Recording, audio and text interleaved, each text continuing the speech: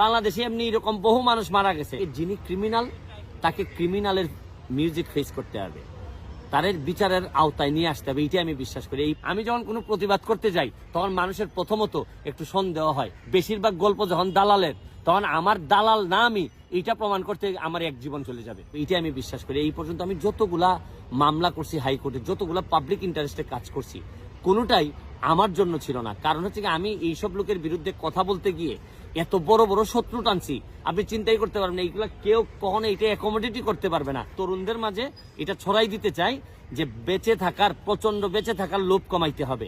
এটা যদি লোভ কমাইতে পারেন তাহলে যতদিন বাঁচবেন বাঘের বাচ্চার মতো বাঁচবেন। তারপর আপনাকে এই অভিযোগগুলো প্রতিবারই কেন করা হয়?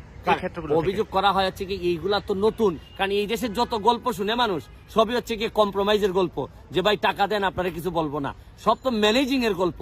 এই অসংখ্য গল্পের মধ্যে আমি যখন কোনো প্রতিবাদ